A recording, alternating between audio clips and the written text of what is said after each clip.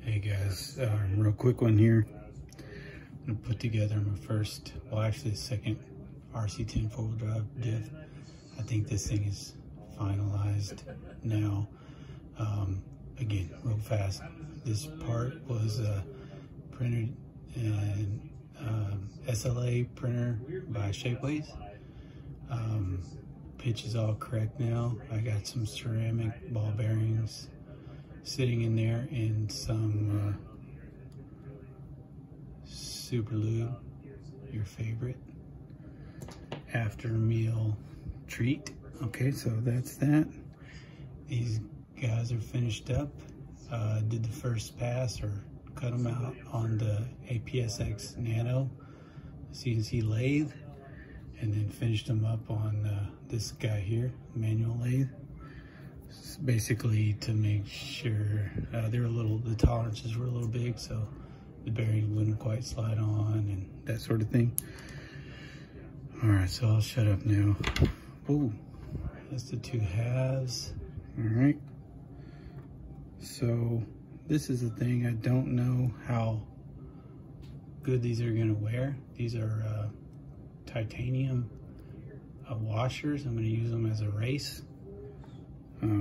Again, not really the right material, but I'm gonna try it. So there's the two races. I'm gonna sit this guy down over there. Ought to slide on there, and I believe it does. Okay. I'm gonna stick this guy on the other side. Okay.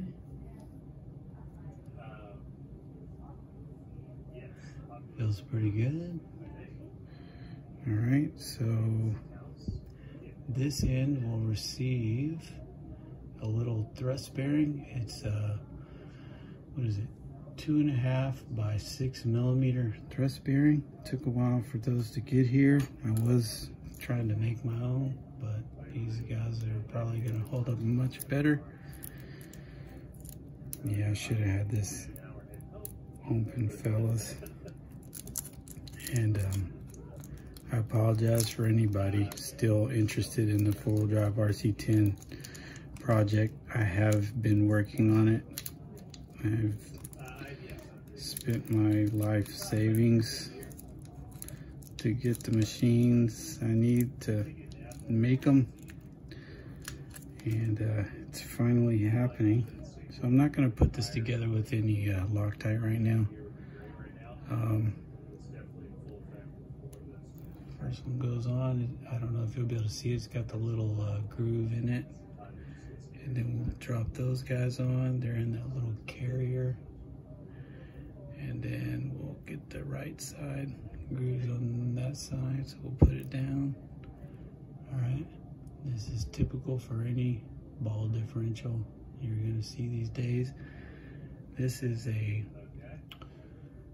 M2.5 screw. It's probably too long, but we're gonna give it a shot. So this guy should go down in there.